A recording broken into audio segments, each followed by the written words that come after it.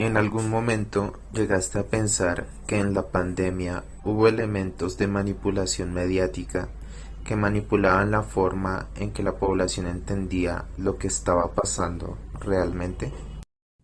Yo creo que sí, realmente durante la pandemia del COVID-19 existieron diversos elementos de manipulación mediática que influyeron en la manera en que todo el mundo comprendía lo que era la pandemia, ¿no? Cómo tomaban las órdenes o sugerencias que se brindaban como para un mayor cuidado de sí. Yo creo que no fue, digamos, solo información, sino un juego de poder discursivo, que fue como moldeando la realidad que se vivió en ese momento, ¿no? Entonces, creo que esa construcción de narrativas, pues produjo mucho miedo, ¿no? O orientó a la población hacia un camino que creo que fue más que todo el del miedo, ¿no? No tanto el de sentirse protegidos por las medidas, sino sentirse más bien como asustados y paranoicos, ¿no? Eh, Más que todo con esas noticias, ¿no? Ya bien sea en las redes sociales, en la televisión, en la radio, cuando se mencionaba como los hospitales colapsados, las cifras de muertos, ¿sí? Creo que en realidad más que, digamos, ayudar a que la gente tuviera mayores medidas del cuidado de sí y del otro, en realidad lo que produjo fue un estado de angustia, ¿no? Que también condujo como a la obediencia masiva, ¿no? Pues en sí a las medidas, lo cual no fue del todo malo, y aceptar, digamos, sin tener un pequeño, digamos, análisis de los discursos de médicos, epidemiólogos de la OMS, ¿no? Que también yo creo que es un ejercicio interesante tomar, digamos, estos discursos y analizarlos, porque tampoco es todo tan así, ¿no? Siempre cada información que se brinda debe hacerse un análisis crítico porque uno no debe, digamos, tomar eh, todo esto así como así, sino investigar, ¿no? ¿Cómo se reconfiguraron las prácticas del cuidado de sí durante la pandemia?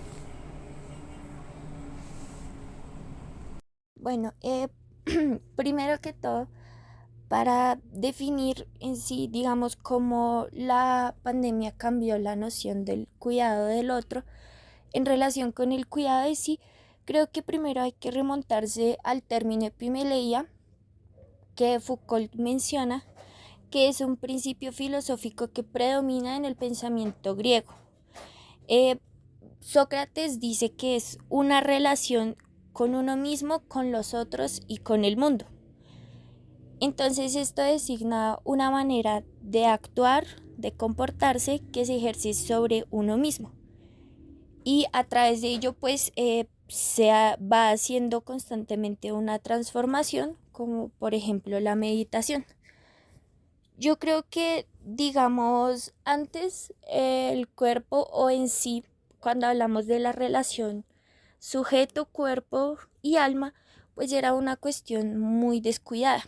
O digamos que se le daba más importancia a lo que era la lógica productivista. Entonces, pues ya digamos que como en la pandemia, pues esto cambió porque al estar, digamos, en confinamiento, pues hubo una relación un poco como más cuidadosa con lo que era, pues, lo que llama Foucault sí mismo. Entonces, pues ya podía, digamos, hacerse ejercicios de transformación como los que menciona en la hermenéutica del sujeto, tales como la meditación, la memorización del pasado o en ocasiones un examen de conciencia. Bueno, digamos que esto forzó a muchas personas, digamos, como a replegarse hacia su mundo interior y reflexionar pues sobre el cuidado que tenían de sí mismos y el que también tenían hacia el otro. Digamos que de esta manera al cambiar ciertos hábitos y hacer que las personas fueran más conscientes de su relación sujeto-alma, pues esto también conlleva a que podamos cuidar al otro. Esto también lo menciona Foucault, y es que primero hay que cuidar de sí mismo para poder cuidar o gobernar a otros, ¿sí? ¿Piensas que las estrategias educativas implementadas por el gobierno de turno en la pandemia fueron eficientes? Eh, Creo que las estrategias educativas implementadas por el gobierno de turno, por una parte sirvieron como un mecanismo de vigilancia, ¿no? Porque digamos que en las clases se les preguntaba, digamos, a los adolescentes, a los niños, cómo estaban, digamos, pasando pues todo este momento que fue como tan complejo, ¿no? Al no saber cómo manejarlo. Pero por otra parte, digamos que eso hizo también que la gestión del gobierno fuera un poco más como adecuada, ¿no? Porque pues implementaron algunas medidas que facilitaran el acceso a cierta población que, digamos, no podía acceder al internet, ¿no? Bien sea porque no tenían en su hogar o tal vez no tenían otros medios, digamos, no solo lo digamos como el internet, sino también como el, digamos, un computador. Pero en sí creo que la gestión fue buena, aunque es un mecanismo claramente también que se utilizó como vigilancia. ¿De qué manera influyó el discurso médico en la forma en que los sujetos se comprendieron a sí mismos durante la pandemia?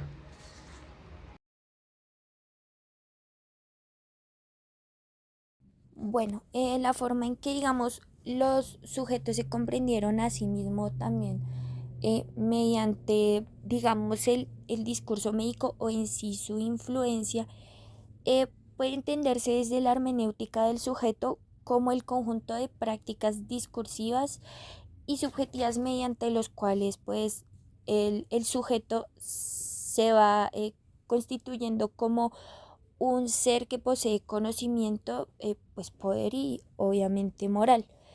Entonces, pues digamos que el discurso médico no es simplemente un conjunto de afirmaciones científicas, sino también una manera de saber poder que pues va a regular comportamientos, pues define, digamos, lo normal, lo que debería ser y organiza la vida social.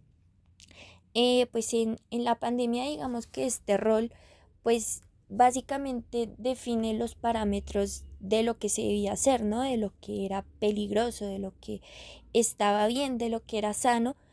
Digamos que eso también ayudó a que se estableciera quién podía, digamos, salir a la calle, quién podía trabajar, de qué manera podíamos socializar.